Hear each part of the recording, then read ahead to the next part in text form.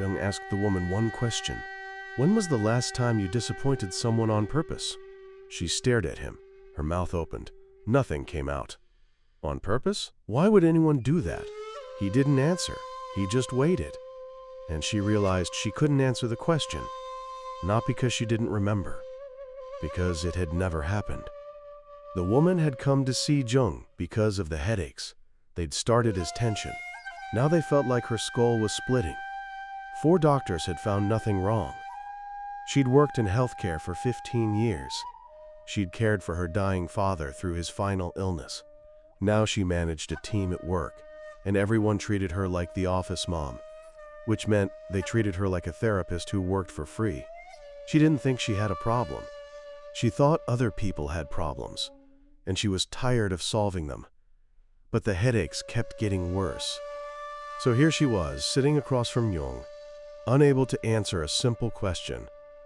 See, there's this thing that happens when you've spent your whole life being the person who shows up. You start believing that's who you are, not a choice you're making. Your identity, the helpful one, the kind one, the one who never says no. And the thing about identities is they need constant proof. You have to keep being that person, or you risk finding out you're not that person at all. You're just someone who's been acting for so long you forgot it was a performance. Jung didn't explain any of this to her. He just gave her an assignment. For 1 week, she would say no to every request that made her feel obligated. Not requests she wanted to refuse, requests where she felt she had to say yes, or she'd be a bad person. She looked at him like he'd just asked her to burn down her boarding house. I can't do that, she said. People depend on me. Jung wrote something in his notes. What would happen if you did? She had answers ready. They'd think I was selfish. They'd be hurt. They'd leave. I'd be alone. He looked at her. Try it anyway. The first request came that afternoon. A tenant needed her to watch his children while he ran an errand. She'd done it a dozen times before. It was never just an errand. It was always 3 hours, sometimes 4. And he never asked.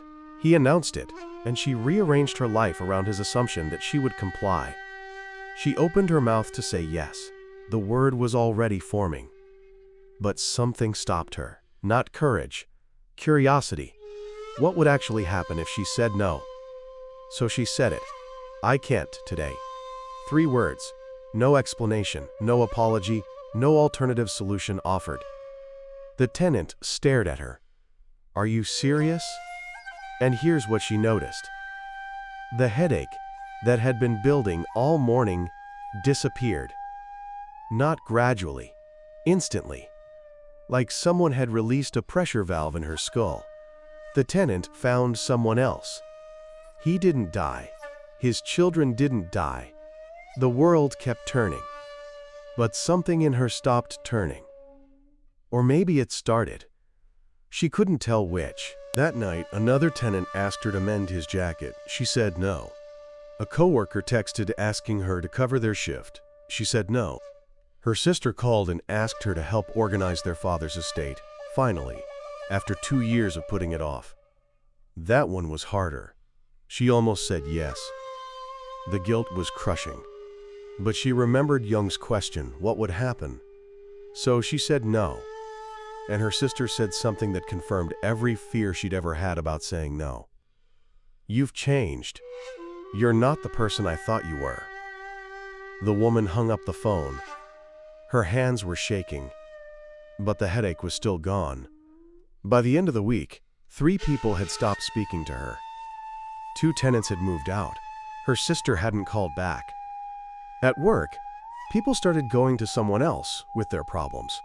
And when she returned to Jung's office, she was not the same woman who'd walked in 7 days earlier. She sat down. Jung waited. I lost people, she said. Just like I knew I would. He didn't react. Tell me about the headaches. She touched her temple. They're gone. Jung wrote something in his notes. What does that tell you? And here's where the real work began. Because she'd spent a week discovering something Jung already knew. The people who left weren't the ones who cared about her. They were the ones who cared about what she could do for them. But that wasn't the disturbing part. The disturbing part was realizing she'd known this all along. She'd known these people were using her. She'd known her kindness was being exploited. She'd known her body was breaking under the weight of everyone else's needs. And she'd kept saying yes anyway. Jung had a term for this. He called it the shadow. The parts of yourself you can't look at. The things you know but pretend not to know. Her shadow wasn't the selfish person she was afraid of becoming.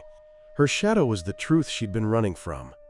That she'd been setting herself on fire to keep people warm who would never return the favor. You're afraid of being selfish, Jung said, but what you call kindness has been killing you. So which one is actually selfish?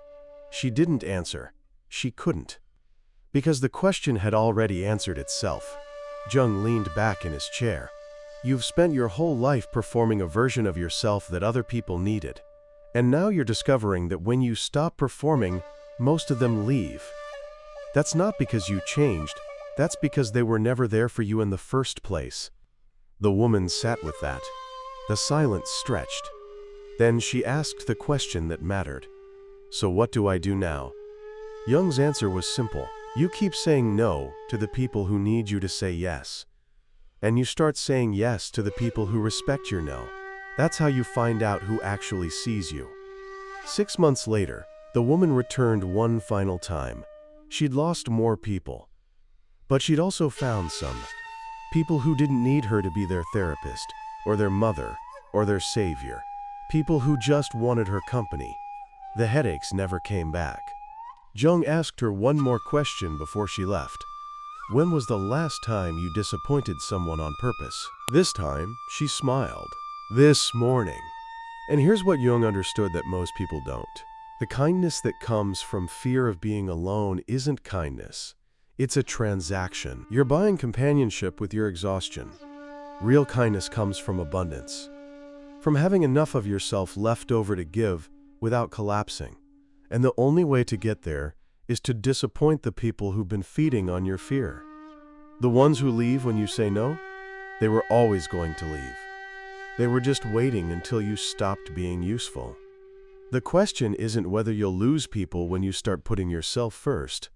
The question is whether you're willing to find out who was actually there for you all along.